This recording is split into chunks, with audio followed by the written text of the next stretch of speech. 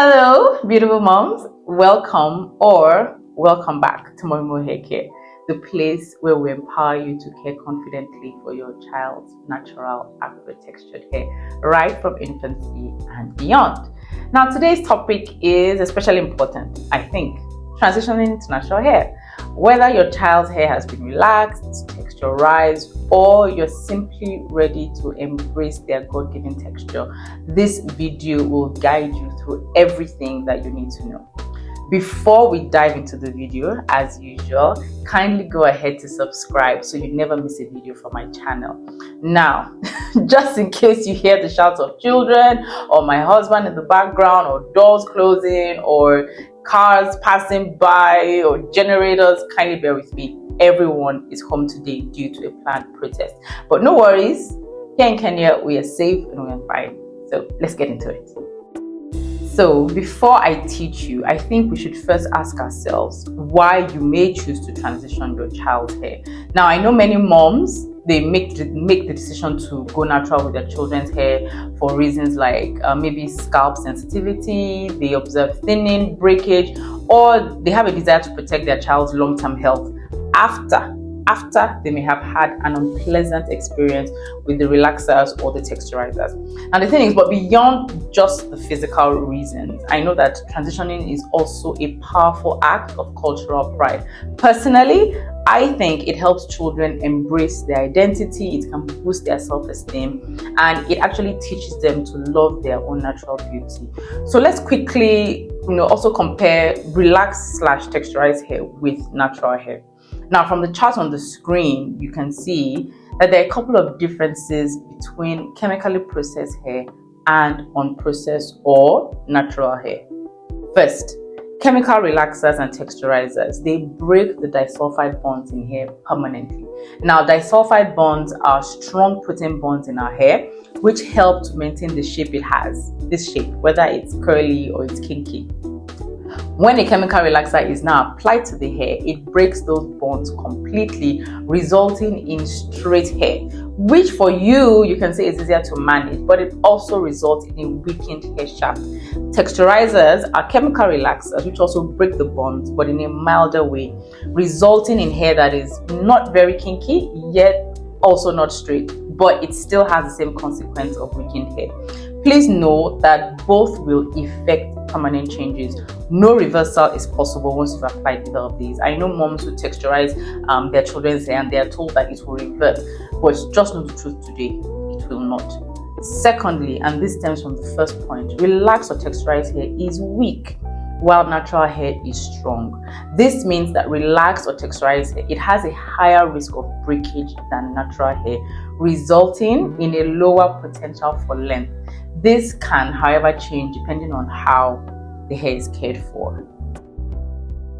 Thirdly, because the hair strands are now weak and the chemical treatments keep getting applied to the hair time after time after time, it can lead to thinning, which is essentially loss of fullness or volume. Natural hair is usually more voluminous and it tends to stay that way or even improve. Now, with the use of chemical relaxers and texturizers, there is the risk of your child getting scalp burns or other types of damage. Of course, with natural hair, nothing like this happens, all right? You may think that your child's relaxed hair or texturized hair is easier to manage. And in a way it is. Honestly, I understand. But I only see the benefit when you want to manipulate the hair, when you want to style it. When it comes to care, I find that a lot of moms, they don't know the right way to care for it. And they usually end up regretting the decision and then going back to natural. Finally, using chemical relaxers and texturizers for kids from a young age, it can lead to a lifelong dependence on them, which we are now finding out is actually not good at all. Some permanent forms of hair loss have actually been linked to chronic use of relaxers, and there's research to support the claim that long-term use of relaxers are associated with a higher incidence of uterine fibroids and an increased risk of uterine cancer. So moms, I think it makes sense to stick with managing your child's natural hair. Just learn what to do. rather than to expose your children to these aforementioned risks. And if you have already used a chemical relaxer or a texturizer on your child's hair, you can take the steps to transition her with what I'm going to teach you today. All right? Relaxers and texturizers, they may seem convenient to you, but it's short term. It's short term. They weaken the protein structure of your child's hair over time. This is why I think transitioning is a gift we give our children for long-term hair health, for their own confidence, and for a pride in their own roots, I think. So now that you know that embracing your child's natural hair is a great and healthy option, hopefully, I'm sure you may be wondering, so Mommy Mo, how exactly do I transition my child's hair? Well, there are two ways that you can transition. You can either go the way of the big chop or the gradual transition. The big chop is you deciding that from today for example, you will no longer relax or texturize your child's hair. Then, when you're supposed to retouch the roots, like after a couple of months, because the hair would have grown out, you cut off all chemically processed hair and you start to maintain hair, which is fully natural but short. Now, this is best for moms who want a clean slate and are emotionally prepared, all right? It's empowering, but it can also be a huge adjustment for your child. The gradual transition is you also deciding from a set day, like today, to no longer relax or texturize, and then you grow out the natural roots while you're trimming off the relaxed ends slowly and strategically. So you can cut off like an inch or even less every couple of months as the hair grows out. Some people also grow out the natural roots while still maintaining everything, the relaxed and the texturized ends. And then when they feel the natural portion of the hair is long enough for them, they now completely cut off the relaxed ends. This method, it requires your patience and it requires gentle handling of two different textures. There will usually be a line of demarcation between the two, between the natural and the processed, which is a potential breakage point. So protective styling is key if this is the method that you will be going for. All right. Now, no matter which one you choose, no matter which one appeals to you, I would strongly advise that you have a conversation with your child if they're old enough to care and understand, and then both of you can decide what you want to do. If your child is too young to understand, then you can go with the method that resonates with you, and then you just take things from there. All right. We're now on the next step. Okay. You've decided to transition and you chose to do a big chop. Good for you. You can begin to care for your child's natural hair with gentle products and the right techniques. Now, you may want to go through my online course on child hair care, which is called the Healthy Hair Soundbites online course. It teaches you everything about caring for your child's natural hair in a way that will actually get you great results. I will link it in the description box. Okay, you should really check it out. We have so many testimonials from moms who have done it and have seen results. All right, and then there is you, mom, you who has chosen to transition gradually. Well done for taking this step. It was the same one that I took when I decided to go natural. And please know, I didn't have the emotional capacity to cut off all my hair. All right, I had really long hair, that was relaxed. What I did was that I transitioned for well over a year before cutting off the relaxed tips and then going fully natural.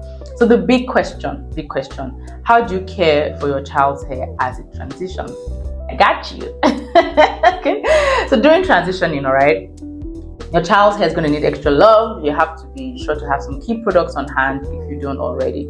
So stuff like a sulfate-free shampoo, a deep conditioner, a leave-in conditioner which is nice and creamy, a natural oil. It can be a single oil or it can be an oil blend which you're going to use for sealing moisture, stuff like avocado oil, grapeseed oil, or whipped butter. Okay, so just look for products that are rich in humectants, ingredients like honey or glycerin or panthenol. Right, you need the two textures to be kept in a well moisturized and healthy state.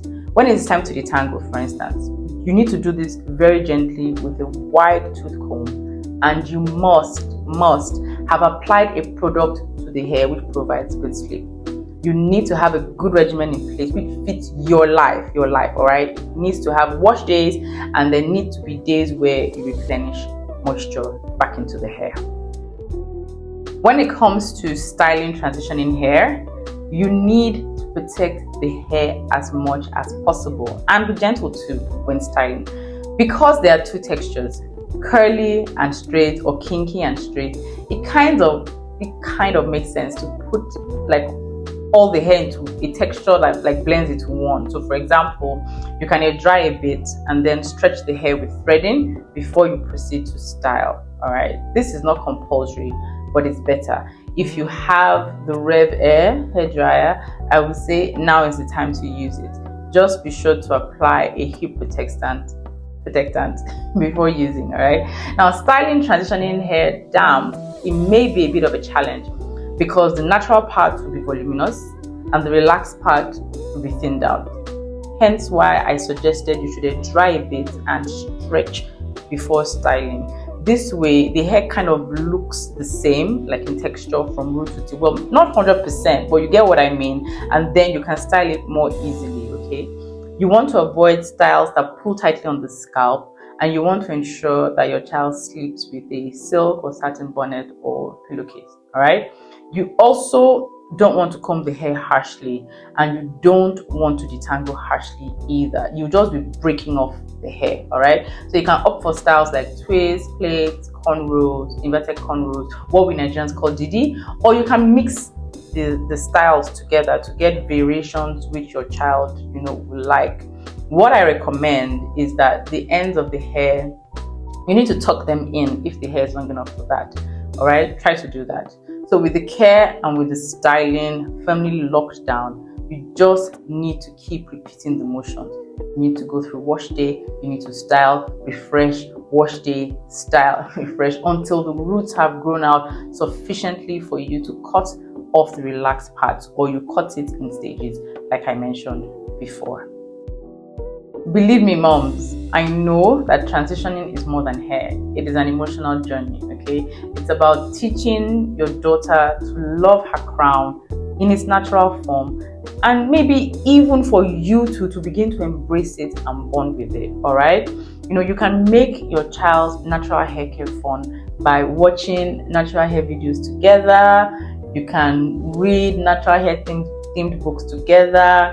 You can be using hair care routines as bonding time, and you can keep affirming her beauty out loud.